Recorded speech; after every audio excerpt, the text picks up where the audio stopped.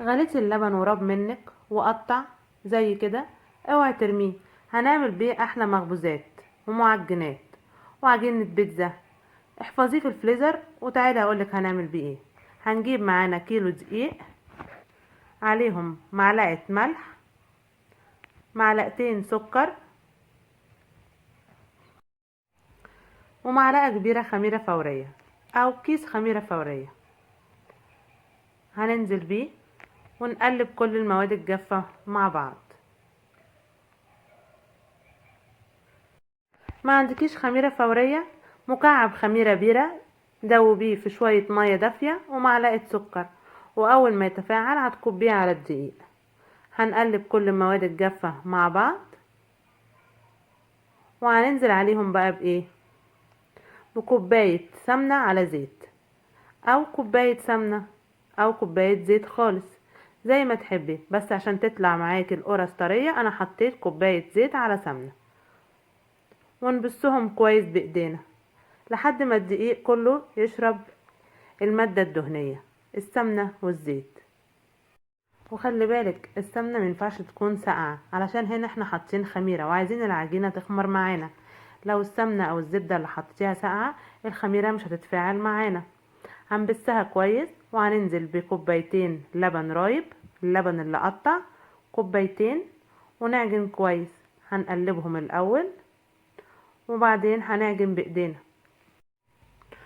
وبعد ما نعجن كويس ممكن الدقيق يحتاج معاكي نص كوباية مية دافية. انا الدقيق هنا معايا يحتاج معايا نص كوباية مية دافية كمان. وممكن الدقيق ما يحتاجش حاجة حسب نوع الدقيق اللي انت بتعجني بيه، كل دقيق بيختلف عن التاني. هنقلب كل المكونات مع بعض وبعد كده هنعجنهم كويس جدا. القرص عايزة عجن، يعني تقعدي تعجني فيها كده 10 دقايق لحد ما العجينة تسيب ايدك خالص. هنلمها كويس ونعجنها. شايفين؟ بعد ما لميناها اهي هننزلها على الرخامة وهنعجنها كويس. شايفين؟ بايديك الاتنين اعجني اعجني لحد ما العجينة تنعم معاكي خالص وتسيب من ايدك. كده العجينة بقت جاهزة. هنحطها في بولة وتسيبها تخمر. نسيبها تخمر حسب الجو عندك، من نص ساعة لساعة. ولو الجو ساقع دفي الفرن شوية وحطيها فيها عشان تخمر معاكي بسرعة. وهنغطيها ونحطها في مكان دافي تتخمر. عجينة القرص عايزة عجن كويس جدا، غير عجينة البسكوت وعجينة الكحك والحاجات النواعم دي. النواعم دي اللي هي البسكوت والبيتيفور يا دوبك لم. لكن عجينة القرص بصي بعد ما عجنتها كويس جدا، انا قعدت اعجن فيها ربع ساعة. نعمت ازاي؟ هنغطيها بقى ونسيبها تخمر. وبعد ما تخمر، شايفين بعد ما خمرت ما شاء الله بقت شكلها عامل ازاي؟ وبعد ما تخمر هنخرج منها الهواء وهنشكلها. هنكورها كور كلها قد بعض متساوية بايدك كده بعينك. لو انت عايزاهم كلهم يبقى قد بعض بالظبط، لو عندك ميزان مطبخ هتوزني الكورة وهتعملي كله قد بعضه. لكن من غير ميزان ولا حاجة بعينك كده تكوري كله قد بعضه.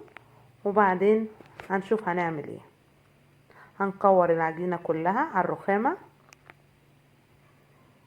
وبعد ما نخلص الكمية كلها بعد ما كورناها كلها هنمسك واحدة واحدة بقى ايه، هنفردها وهنحشيها.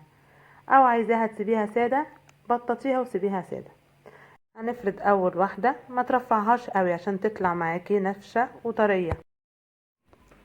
هنفرد اول واحدة وهنحشيها ايه، هنحشيها عجوة. انا جبت العجوة فصصتها وحطيت عليها معلقة سمنة وهرستها كويس جدا، وهنكورها ونحشيها اهو ونبططها. بعد ما حطينا العجوة هنبططها وهوريكم اول شكل ده.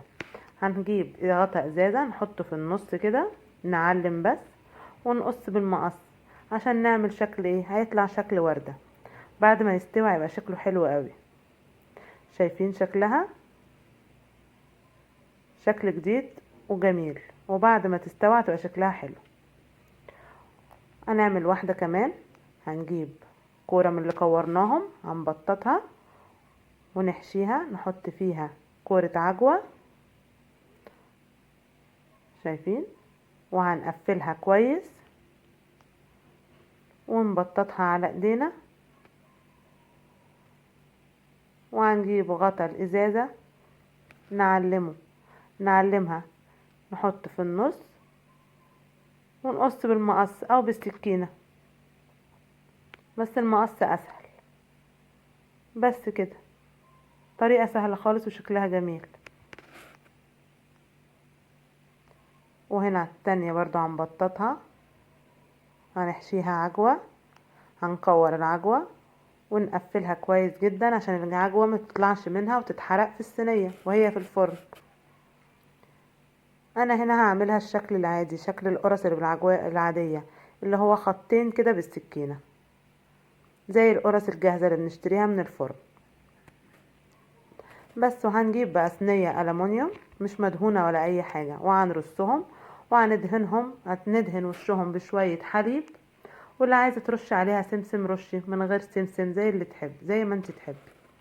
ونكون مشغلين الفرن على درجة حرارة 200. هنحطهم على الشبكة القريبة من الفرن من تحت، واول ما من تحت يحمروا ولع عليهم الشواية. واول ما القرص تطلع من الفرن غطيها بفوطة عشان ما تنشفش منك. شايفين بعد ما طلعت شكلها عامل ازاي؟ شايفين الوردة؟ وادي القرص اللي احنا عملناها شبه القرص الجاهزة.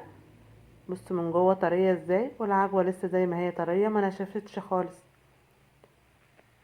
بمقادير بسيطة جدا وباللبن اللي راب مننا واللي قطع، عملنا اكتر من كيلو قرص بتكلفة بسيطة، بمقادير موجودة في كل بيت. بالهنا والشفا، يا رب الفيديو يكون عجبكم.